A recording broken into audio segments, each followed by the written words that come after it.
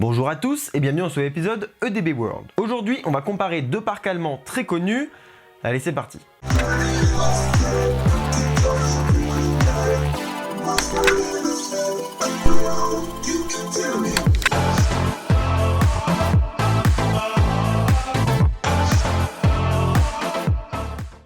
Avant de commencer, je vous invite à vous abonner à cette chaîne afin de la soutenir et également me suivre sur Instagram si ce n'est pas déjà le cas. Aujourd'hui, comme indiqué dans le titre, je vais comparer deux mastodontes de l'univers des parcs. Il s'agit de Phantasialand et Europa Park. Tous deux se situent en Allemagne, Phantasialand dans la ville de Brühl, non loin de Cologne, et Europa Park dans la ville de Rust, non loin de Strasbourg. Et si vous ne connaissez pas ces deux parcs, je vous m'en fiche tout d'abord la vidéo que j'ai faite cette année à Europa Park, et plus tard dans la vidéo, je vous mettrai celle de Phantasialand. Dans cette vidéo, je ne vais pas vous dire quel est le meilleur des deux parcs dans l'absolu, je vais simplement donner mon avis, et je sais que la plupart des gens auront un avis différent, ou peut-être le même, on verra. Je vais utiliser des critères pour comparer les deux parcs, donc je les citerai juste au début, et ça n'a pas pour but de donner des points à un parc ou à un autre, non, c'est simplement pour organiser un petit peu toutes les idées. Prenons le premier critère de comparaison, les attractions pour la famille et les enfants. Europa Park, on a une pelletée, je ne vais pas toutes les citer ici, mais on peut en retrouver énormément, des kiddie coasters, donc vraiment des attractions pour enfants. On a Baja Express par exemple, on a des attractions pour les gens un tout petit peu plus téméraires quand même, avec Cancan Coaster qui a ouvert, donc, qui a été rénové récemment. On a également Arthur qui est une sorte de coaster interactif avec beaucoup de parties dark ride et partie à l'extérieur qui est un petit peu sensationnelle, mais ça reste très léger, donc totalement abordable pour les familles et les enfants. Sur la soixantaine d'attractions que contient Europa Park, la majeure partie d'entre elles sont des attractions pour la famille ou les enfants, ce qui n'est pas le cas à Phantasialand. Phantasialand, on a donc quelques attractions pour enfants, des manèges, des carrousels, c'est un peu disséminé partout dans le parc, mais il n'y en a pas énormément, et les rares attractions familiales qu'on pourrait évoquer comme les Windjazz ou encore Colorado Adventure, clairement ne rentrent pas dans un cadre de famille comme on peut le voir en France ou à Europa Park. C'est des attractions bien que accessibles tout de même, très sensationnelles et font peur. Colorado Adventure, c'est quand même un mine train tonique, il est puissant. Si on est jeune et qu'on a un peu peur des attractions, on peut être très surpris en le ridant. De même donc pour les Windjazz avec ces drops qui sont vraiment presque, pas à la verticale mais quasiment, avec cet ascenseur qui pour l'un des deux parcours chute d'un coup une fois qu'on arrive en haut avec le rail qui est penché.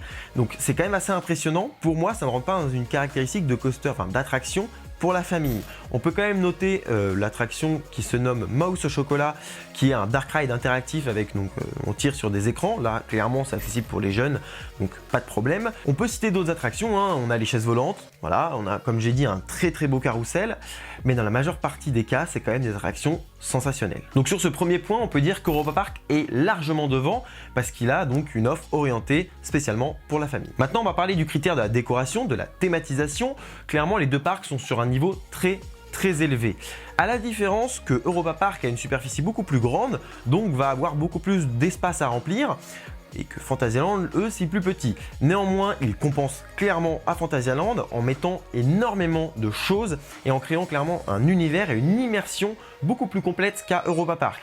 Néanmoins, ça n'est pas là un problème à Europa Park. Il y a une immersion qui est, à mon sens, un peu plus light, même si la décoration est excellente à Europa Park. Quand on est par exemple dans le quartier de Paris, on a vraiment l'impression d'être dans le quartier de Paris, mais on n'est pas transporté dans un autre univers comme on peut l'être à Phantasialand avec la zone Clue Game ou plus récemment Rockboard. Donc à Europa Park, comprenez-moi bien, il y a énormément de thémas, mais l'immersion est un peu plus faible qu'à Phantasialand. C'est pas parce que Europa Park est pas bon, c'est parce que Phantasialand est bien trop bon dans ce domaine. Donc je ne descends pas Europa Park, je monte Phantasialand. C'est un peu comme ça qu'il faut le voir. Après, Phantasialand, c'est aussi une question de place, ils sont vraiment enfermés dans sur leur terrain et ils doivent essayer de faire passer des allées, des attractions et des décors dans tout ce bordel, c'est clairement ça, et ils y arrivent très bien, mais c'est une autre façon de voir les choses, et c'est un peu moins conventionnel, et c'est là que Phantasialand, à mon sens, gagne, c'est que c'est moins conventionnel, on a moins l'habitude de voir ça, et on va se retrouver dans un univers totalement différent, alors qu'Europa Park, on va juste être dépaysé, mais pas forcément transporté à ce point. On va rester dans le même thème, donc de la décoration, de l'immersion, mais cette fois-ci dans les attractions, car dans la partie d'avant, j'étais plus sur une balade à pied dans le parc où on peut découvrir des zones, ça c'est très important dans les parcs, parce que quand il y a du monde et qu'on en a marre de faire des heures et des heures d'attente, on peut se balader pendant 1 heure dans un parc et pouvoir profiter. À Europa Park, c'est clairement le cas, à Phantasialand, c'est clairement le cas, comme j'ai dit plus tôt. Néanmoins, on va prendre maintenant le cas donc on-ride, dans les attractions. À mon sens, les deux sont sur un pied d'égalité parce qu'on a des attractions des deux côtés qui vont avoir une immersion quand on est dedans qui est folle. Donc Fantasyland, c'est très prononcé avec donc, la thématisation, la décoration de l'univers qui va donc être bien à voir de l'extérieur de l'attraction comme de l'intérieur. On peut citer Fly, Taron, Black Mamba, etc. Et d'un autre côté, à Europa Park, on a donc des attractions très immersives avec Arthur, Voletarium, Cancan Coaster et donc toutes ces attractions avec une thématisation propre, très enfermée.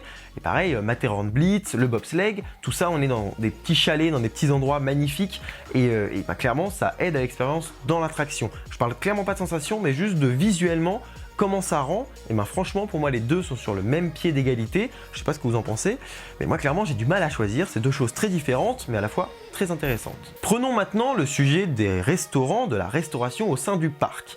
À mon sens, Europa Park est au-dessus dans la mesure où il a une plus grande offre, mais ça c'est inhérent à sa taille, hein, forcément il est plus grand. Mais il possède un restaurant qui va faire la différence, le Food Loop.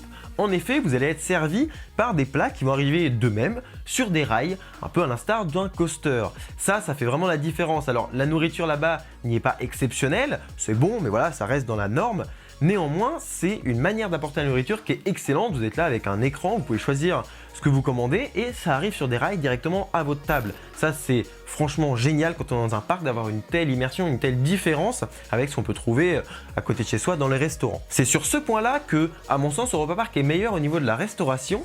Néanmoins, les deux parcs se défendent très bien. Ils ont une partie snack qui est tout à fait correcte, hein, avec des prix normaux, raisonnables, et une partie un peu plus élaborée. Donc à Europa Park, vous avez le Spices, que j'ai testé cette année. C'est excellent. Je crois que toutes les saisons, ils changent de menu. Donc c'est toujours la même d'une année à l'autre, mais en tout cas, il y a par an 4 menus différents. Et c'est excellent, c'est très bon, je crois qu'on a eu pour 17-18 €, donc ça reste une zone de prix un peu élevée, mais pour une qualité de nourriture qui est elle-même aussi plus élevée que dans le reste du parc. Ça, c'est vraiment la super découverte de cette année et à mon sens, on peut manger très bien à Europa Park pour pas trop cher. De même à Fantasyland, vous avez un restaurant, donc plusieurs, il y en a un à Clue Game qui, paraît-il, est excellent, mais j'ai pas pu le tester encore. J'ai testé celui de la zone Rockburg, donc là où Fly a ouvert cette année. Et franchement, c'est excellent. C'est pareil, c'est très bon. C'est des produits frais. Donc les deux parcs se défendent très bien. Pareil, on a eu une zone, je crois que on a eu pour 17-18 € hein, dans ce restaurant à Fantasyland. Petit point bonus, on va dire, même si je ne donne pas de points réellement pour Europa Park pour le Food Loop. Mais sinon, ça reste deux parcs excellents en termes de nourriture. Parlons un petit peu de l'exploitation. Donc les deux parcs cités précédemment s'en tirent très bien. À Europa Park, vous avez donc des attractions qui sont dimensionnées pour accueillir énormément de monde parce qu'ils reçoivent énormément de monde tout simplement en tant que visiteurs. Cette année, j'y suis allé avec les mesures Covid pendant un jour où c'était blindé un week-end. On a réussi à faire toutes les montagnes russes du parc à l'exception de Baja Express, mais on a juste clairement pas voulu le faire. Et c'est là qu'on peut voir qu'un parc excelle, c'est dans son exploitation. Europa Park, donc bon, c'est nickel. Fantasyland, c'est pareil, ça marche très bien. C'est vrai que on peut noter le petit défaut sur River Quest, ou alors voilà, il a des problèmes au niveau du fonctionnement de cette attraction, c'est les bouées, le raft. C'est compliqué parce qu'en fait, il doit hisser les bouées à l'aide de deux ascenseurs et généralement, il y en a un des deux qui marche tout simplement pas, si ce n'est les deux, donc ça arrive qu'elle ferme régulièrement et qu'elle soit en panne. Et c'est vrai que du coup, ça fait très vite monter les temps d'attente, surtout quand il n'y a qu'un seul des deux ascenseurs qui fonctionne, ça réduit quasiment par 2 le nombre de personnes par heure. Et là, c'est compliqué, mais c'est pas un problème d'exploitation, c'est un problème en fait de fonctionnement de l'attraction. Voilà, ça arrive, certaines attractions sont très capricieuses, et ben River Quest, elle l'est. Et c'est d'ailleurs une excellente transition pour parler des attractions aquatiques qui sont présentes dans les deux parcs. Donc, vous avez du côté 2P pas mal d'attractions, on peut nommer Atlantica Super Splash, Poséidon, même si elle mouille pas énormément, c'est des attractions, donc des coasters aquatiques, on va dire. Des water coasters. Vous avez également donc un flume qui est sympa, voilà, ça reste un bon flume. Vous avez un moment un splash battle, donc vous pouvez pouvoir être dans des bateaux sur de l'eau, hein, encore une fois. En même temps, c'est un bateau, c'est quand même plus pratique, et pouvoir tirer sur les gens qui sont en face de vous et sur des cibles qui vont faire éclater des trucs, etc. Donc c'est une attraction interactive avec de l'eau, voilà, c'est très bien. De même à Fantasyland, vous avez donc, comme je l'ai dit précédemment, River Quest, qui est un raft, mais surtout vous avez Chiapas, un flume qui est excellent du constructeur Intamin, qui est très long, très immersif avec une énorme déco, hein, c'est Fantasyland, qui fonctionne à des températures super basses, je crois techniquement jusqu'à moins 10 degrés, mais bon, au moins moins 5 je pense c'est déjà pas mal. Je l'ai fait aux alentours des moins 1, moins 2, ça passe. on est un petit peu mouillé, mais ça reste limité. Surtout au niveau du visage, ça va faire très froid, ou au niveau des mains si vous n'avez pas de gants. Mais le reste, ça passe, hein, ça va pas non plus vous tremper, juste quelques gouttes, tranquille. Mais c'est déjà exceptionnel de pouvoir le faire, parce que lui, RiverQuest ferme l'hiver, hein, forcément. Clairement, vu la douche qu'on prend quand on tombe dans ces bouées, bah, j'ai pas envie de le faire l'hiver, lui c'est sûr. Mais ils ont la capacité sur Chiapas de pouvoir modifier l'éclaboussure qu'on va recevoir, et en tout cas les effets qu'il y a autour de l'attraction qui vont pouvoir donc nous arroser. Là, elles seront éteintes ou alors déviées, mais c'est une attraction vraiment excellente. Si vous l'avez jamais faite, je vous la conseille. Moi, j'étais pas très fan des flumes à l'époque, et c'est Chiapas qui m'a donné envie de le faire, envie de faire de plus en plus de flumes, et qui m'a fait kiffer ce type d'attraction. Abordons le sujet de l'ambiance sonore. Donc dans les deux parcs, vous avez une ambiance sonore très développée, mais à mon sens, elle l'est encore plus à Fantasyland. Europa Park, ils ont donc des titres mythiques, comme vous avez donc sur Euromir ou encore Eurosat à l'époque où il n'était pas encore Cancan Coaster. Même si j'aime bien la musique dans Cancan Coaster, je préférais amplement l'ancienne pour le côté old school, le côté un peu fun. Voilà, c'était décalé, ça faisait très rétro. Et pour le coup, j'aimais bien un vieil électro comme ça. Mais bon, voilà, ça reste des bonnes ambiances sonores, et les deux parcs, encore une fois, se défendent très bien à ce niveau-là. Néanmoins, Fantasyland, à mon sens, c'est encore plus développé parce que c'est net, c'est précis. Vous avez des musiques assez classiques, assez épiques. On peut voir donc Clue Game ou alors Rockburg, encore une fois, hein, pour ne citer que. La zone Afrique a aussi une ambiance sonore particulière. Et c'est vrai que je trouve que ça colle encore plus avec la zone, avec l'univers à donc Fantasyland. Europa Park, un tout petit peu moins, mais encore une fois, ça se joue très peu. Mais voilà, vous avez beaucoup de Imascore à Fantasyland, et ça, bah forcément, vous savez, hein, Imascore, j'adore. Et si vous ne connaissez pas, d'ailleurs ça rime, si vous ne connaissez pas, je vous invite à aller voir la vidéo en fiche où je parle donc de Imascore. Qu'est-ce que c'est que cette société de production? Je vous invite à la voir juste au-dessus. Dernier sujet de comparaison, les attractions à sensations. Bon bah là, clairement, mon cœur penche pour Fantasyland, avec donc Taron, Black Mamba, les Windjazz qui ont quand même à sensation, Fly, donc le dernier né de Fantasyland. Mais Europa Park, vous avez quand même de quoi faire, hein. C'est pas parce que les attractions sont un peu moins sensationnelles qu'il n'y en a pas. Il y a quand même Silver Star, Vodan et Blue Fire qui sont trois gros coasters qui se trouvent à Europa Park et qui vont clairement vous donner de grosses sensations, même si ça reste bien plus limité que celles de Fantasyland. Et ça en résulte parce que leurs attractions sont en fait bien, mais sans plus. Dans le sens où elles sont bien, elles font le taf, voilà, c'est l'attraction à sensation, mais il n'y a pas l'étincelle, il n'y a pas le truc qui va faire la grosse différence. Donc sur Silver Star, vous avez même l'effet inverse, parce que au niveau des airtime, ça va être très limité. De même sur Blue Fire, le launch est trop peu puissant. Mais à côté de ça, on a quand même des attractions très fluides, très intéressantes à faire, et tout de même sensationnelles. Donc mon cœur penche encore une fois pour Fantasyland, mais ça reste très bien des deux côtés. Quand on regarde la comparaison que j'ai fait juste avant, on se rend compte que ces deux parcs sont quand même très proches finalement. À chaque fois, il y en a un qui excelle un petit peu plus que l'autre dans un domaine, mais ça reste limité parce que ce sont deux hits européens. Mais alors pourquoi comparer ces deux parcs pour au final dire oui, bon bah ils sont équivalents, il y en a un qui excelle un peu plus que l'autre dans chaque catégorie, mais finalement c'est du pareil au même. Alors bon, je vais quand même faire des nuances. La première, c'est le public visé. Europa Park, c'est famille et un peu sensation. Fantasyland, c'est l'inverse, c'est un peu famille et beaucoup sensation. Donc déjà, ça fait quand même une bonne différence. Mais dans les faits, il y en a une bien plus conséquente que ça. C'est que l'un des deux parcs est un vrai parc en majuscule. C'est le meilleur parc, si ce n'est le meilleur parc du monde finalement.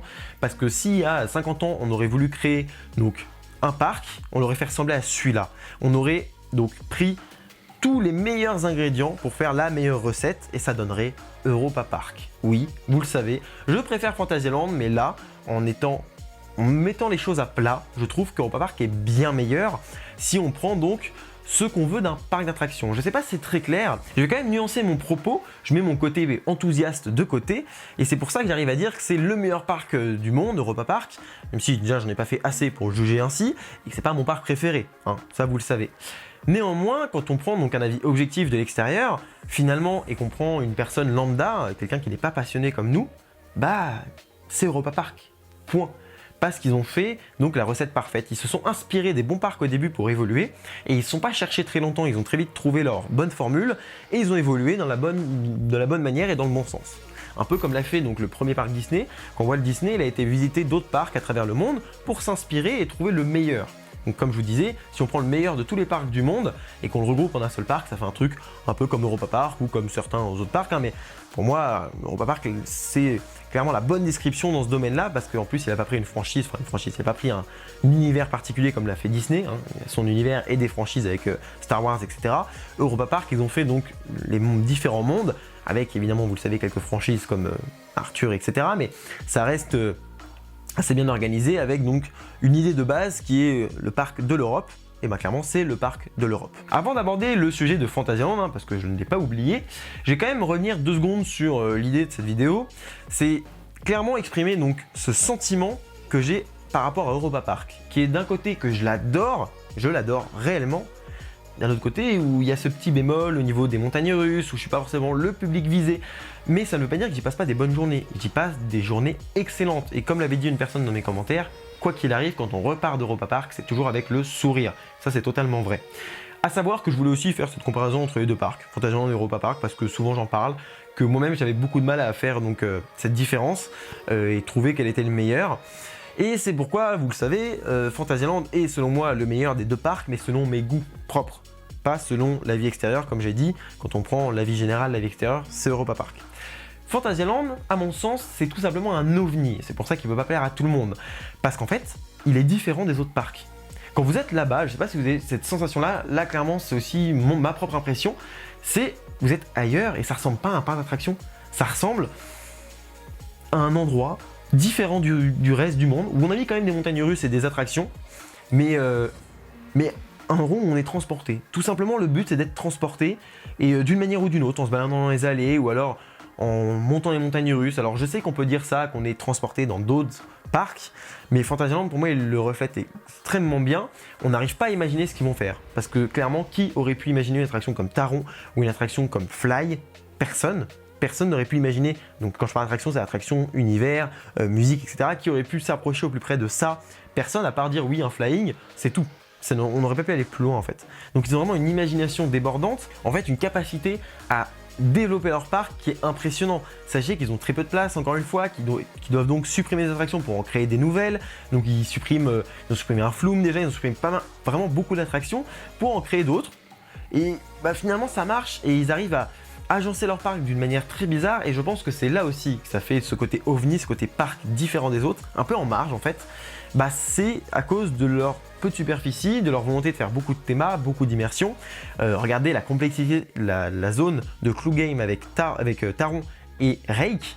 C'est-à-dire qu'il y a 2 constructeurs qui ont construit leur montagne russe ensemble, donc Vekoma et Intamin d'un côté, avec, je crois, Universal Rock qui a fait toute la théma. C'est-à-dire au moins 3 sociétés majeures, sans oublier toutes les sociétés annexes qui vous sont venues sur le chantier pour faire telle ou telle chose. Fantasyland est donc différent et propose une expérience visiteur unique que vous trouverez quasiment nulle part ailleurs, et c'est là sa force. À la différence d'Europa Park qui lui, on va dire, c'est un parc commun à tous les autres. Il va ressembler à Efteling, il va ressembler à Astérix, ou voilà, un schéma classique de construction et de conception de parc. Mais il excelle dans ce domaine et il est l'un des meilleurs. Et j'ai cité Efteling parce que, à mon sens, Efteling est également un excellent parc européen et juste parfait sur de nombreux aspects. D'ailleurs, moi personnellement, je préfère un petit peu Efteling. Là, c'est clairement une question de goût. Europa Park excelle dans ce domaine et est l'un des meilleurs si on prend, encore une fois, ce recul et cette comparaison, si on se met un peu à la place d'un lambda, etc. Voilà, c'était un peu l'idée de cette vidéo, faire cette comparaison. J'espère que ça n'a pas été trop flou, ça a été beaucoup dans ma tête et j'ai essayé de le retranscrire au mieux. Dites-moi dans les commentaires ce que vous en avez pensé. En tout cas, je vous dis à bientôt pour un prochain épisode de DB World ou DB Talk. D'ici là, soyez enthousiastes, salut!